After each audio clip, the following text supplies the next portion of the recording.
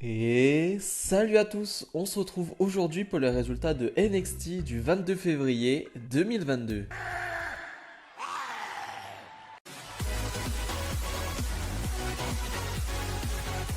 Et on ouvre le show avec Bron Breakker, le champion NXT, le toujours champion NXT, qui nous parle de sa défense de titre la semaine dernière face à Santos Escobar, en nous disant que Santos Escobar était un adversaire très fort, mais qu'il a finalement réussi à le battre, et que maintenant, il voit dans le futur. Et le futur, c'est quoi? C'est NXT Stand and Deliver, pardon, c'est le pay-per-view NXT qui aura lieu le week-end de WrestleMania.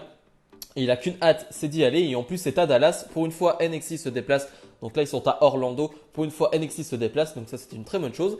Et il va se faire interrompre par Dolph Ziggler. Dolph Ziggler qui est là. Et excellente promo de la part de Dolph Ziggler qui va lui dire: c'est très bien, tu parles de NXT Stand and Deliver, mais il faut y arriver à NXT Stand and Deliver. Ce soir, quand je battrai Ciampa, je vais m'occuper de toi. Je sais pas quand, peut-être dans une semaine, dans 2 semaines, peut-être même à NXT Stand and Deliver, mais je vais m'occuper de toi. Donc fais attention à toi.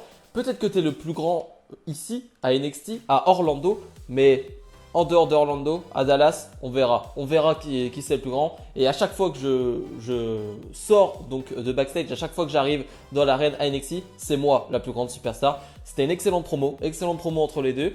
Et ouais, Bron Breakker toujours aussi excité, entre guillemets, toujours en train de gueuler. J'ai vraiment les promos de Bron Breakker, c'est Bron Breakker qui crie, mais j'adore ça. Et avoir un Dolph Ziggler qui apporte son expérience comme ça à NXT, c'est une très bonne chose. LA Knight fait face à Grayson Waller, une histoire qui dure depuis des mois quasiment, hein. C'est-à-dire que ça fait un petit moment qu'ils s'attaquent. On a eu un LA Knight qui a été absent quelques semaines, qui est revenu, qui s'en est pris à Grayson Waller. Sauf que maintenant Grayson Waller, il a une sorte de coéquipier, de garde du corps qui est là, donc ça devient plus compliqué. Bref, on a un match d'une dizaine de minutes qui est vraiment assez bon. Voilà, j'ai envie de dire assez bon, ça va pas plus loin.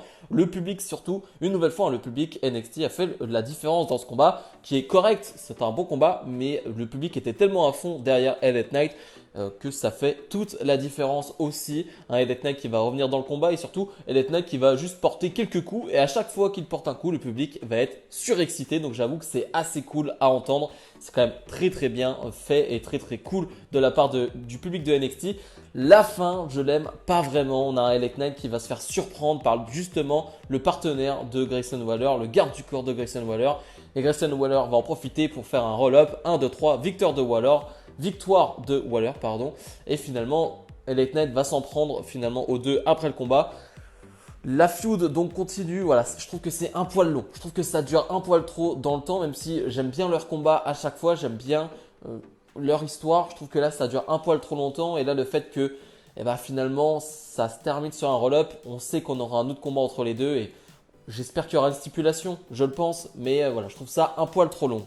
Premier tour du tournoi féminin de Rhodes classique, on retrouve Kylie Ray et Yoshirai qui est clairement l'équipe favorite de ce tournoi qui font face donc à Lash Legend et Amari Miller. Je crois que c'est le premier match de Lash Legend à NXT. On a vu des vignettes d'elle il y a quelques semaines maintenant. C'est vrai qu'on n'a pas eu grand chose d'elle avec son sorte de talk show entre guillemets où elle parlait de ce qui se passait à NXT. Et finalement, on n'a plus trop de nouvelles depuis quelques temps, ce qui est assez dommage parce que ça faisait assez réagir les gens sur les réseaux.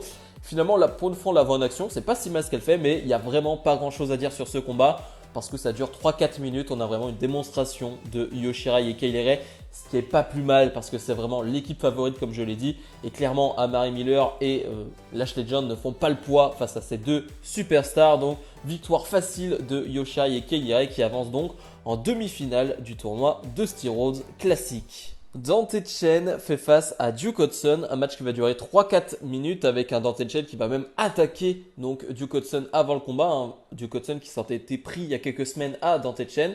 Finalement, donc comme je le disais, ça va pas durer très longtemps, mais j'aime bien l'énergie qu'il y a dans Dante Chen, même si voilà, ça ne dure pas longtemps. Sur les 2-3 minutes qu'il a de domination entre guillemets, il donne tout. Et voilà, j'aime bien cette énergie-là, j'aime bien le fait qu'il soit à 2000%.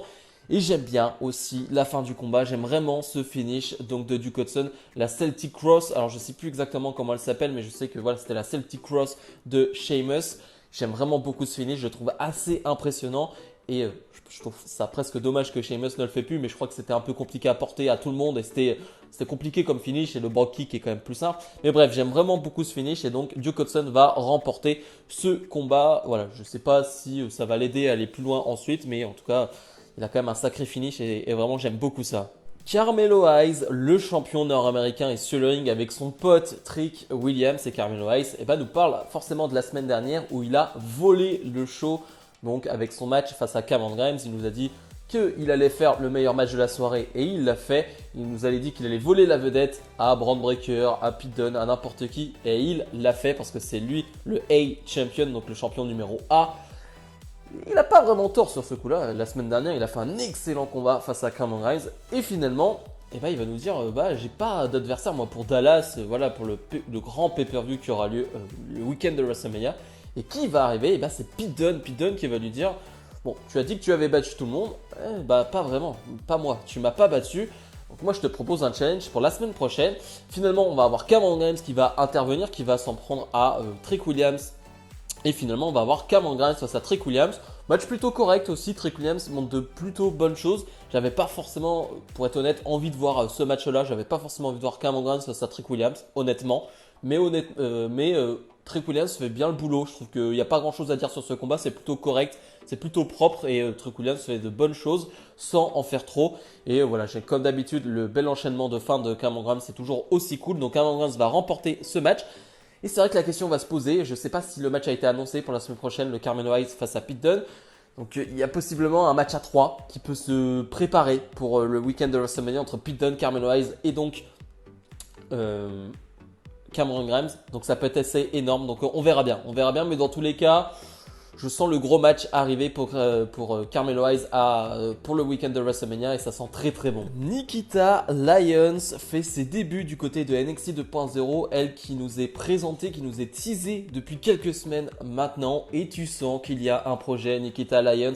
Rien que sur l'entrée, elle a une entrée très stylée, tu sens qu'il y a une mise en scène et ils ont préparé quelque chose pour Nikita Lyons dans l'entrée donc c'est pas anodin selon moi. Elle va faire face à une jobbeuse, j'ai perdu son nom, je suis désolé, j'avoue que j'ai perdu son nom pendant le combat.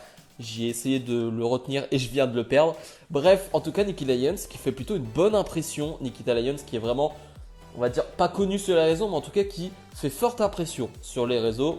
Bon, les raisons du pourquoi, du comment, ça, je vous laisserai deviner.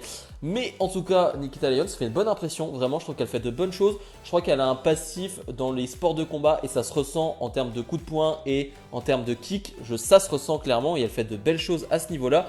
D'ailleurs, le finish, une sorte de coup de pied retourné, ensuite enchaîné avec une sorte de grand écart. Là aussi, je vous laisserai deviner la photo qui est sortie par rapport à ce finish. Mais bref, en tout cas, elle va gagner ce combat. Je trouve qu'elle fait vraiment une bonne impression. Je trouve que c'est vraiment un bon début et j'ai qu'une hâte, c'est d'en voir plus. Malcolm Bivens est sur le ring, donc le manager des Creed Brothers, qui sont aussi sur le ring, les gagnants du tournoi de Steroids Classic. Et Malcolm Bivens va forcément parler de Imperium, les champions par équipe de NXT, en disant que voilà, ils se proclament les meilleurs du côté de NXT, mais non, c'est quand même les Creed Brothers qui ont gagné donc ce tournoi.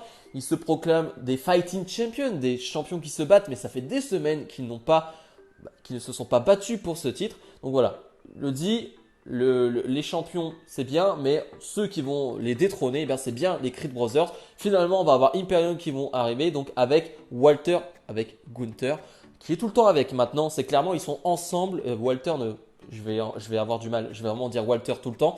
Gunther est là à chaque fois avec eux et finalement, il va avoir une petite guerre entre ces trois-là et surtout, Malcolm Bivens va se retrouver dans une position pas terrible face à Gunther, mais c'est Solo Sikoa qui va arriver pour le défendre en mettant un gros super kick dans la tête de Gunther. Solo Sikoa face à Gunther, ça devrait arriver d'ici peu, je ne sais pas si ça va arriver la semaine prochaine, mais voilà, j'ai envie de voir ça et j'ai vraiment apprécié le petit sauvetage de la part de Solo Sikoa. Premier tour du tournoi de Steroids Classic féminin, on retrouve Tatum Paxley qui fait ses débuts du côté de Diamond Man et du côté de NXT avec Ivy Niles face à donc Casey Catanzaro et Kayden Carter, et c'était vraiment très cool encore une fois. Et à chaque fois que Kayden Carter et Casey Catanzaro sont sur le ring, je prends du plaisir, peu importe le match, peu importe la durée. Je sais qu'à chaque fois je vais adorer, et là encore une fois j'adore ce qu'elles font une nouvelle fois. Et en plus t'as Ivy Nile qui est très over du côté de NXT 2.0 et qui fait du très bon boulot. T'as Tatum Paxley que j'ai regardé du côté du dernier show NXT Level Up qui a de belles choses à faire aussi et qui peut être intéressante, et ça donne un bon combat qui est plutôt court, mais ça donne un vrai bon combat avec un super finish de Kayden Carter et Casey Catanzaro qui vont remporter ce combat, qui passe donc en demi-finale. Et après le combat, Ivy Nile va s'en prendre à Tatum Paxley.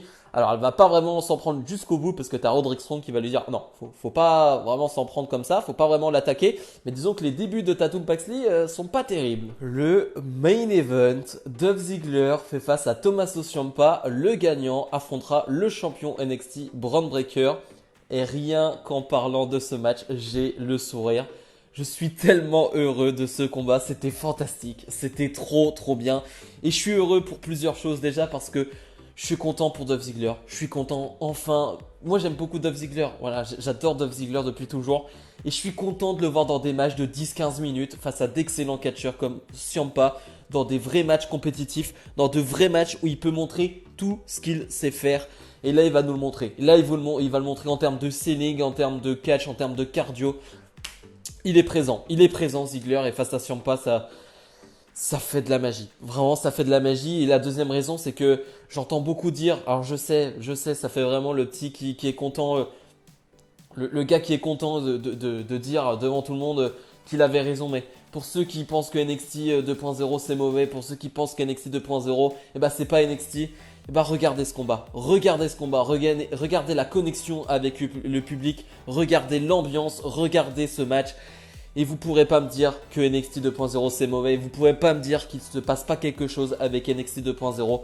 Je suis heureux. Je suis vraiment très heureux parce que j'ai vécu vraiment un bon moment devant ce match. C'était vraiment trop bien. C'est super. Vraiment, si vous n'avez pas vu ce match, allez le voir tout de suite. Allez le voir, c'était génial. Vraiment super combat. Et la fin, en plus, c'est plutôt maligne où finalement quelqu'un va s'en prendre à Ciampa. On ne sait pas c'est qui, même si bon, on se doutait bien de qui était caché, on va dire, derrière cette cagoule. Ziggler va en profiter, va remporter ce combat et donc fera face à Bron Breakker. Et finalement, on se rend compte que c'est donc Robert Roode qui était sous cette cagoule, bien évidemment le coéquipier de Dolph Ziggler. Finalement, on va avoir Bron Breakker, le champion NXT, qui va arriver, qui va s'en prendre aux deux. Et Bron Breakker va prendre le micro et dire « C'est bien, vous êtes en 2 contre 1, mais la semaine prochaine, on fait un 2 contre 2. Et on verra si vous avez les balls.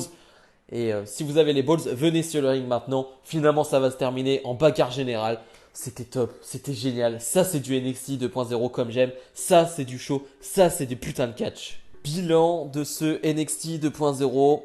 Sans réelle surprise, j'ai adoré. J'ai vraiment adoré. Je passe vraiment un bon moment chaque semaine devant NXT 2.0. C'est un régal. C'est pour moi le meilleur show WWE de la semaine.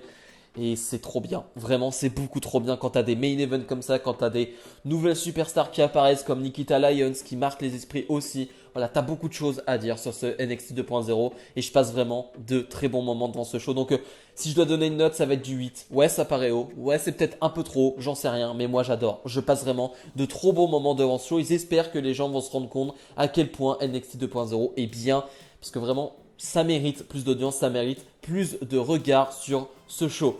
Bref, comme d'habitude, n'hésitez pas à mettre le petit pouce bleu, à vous abonner. Nous, on se retrouve dans la semaine pour d'autres vidéos. Salut, salut!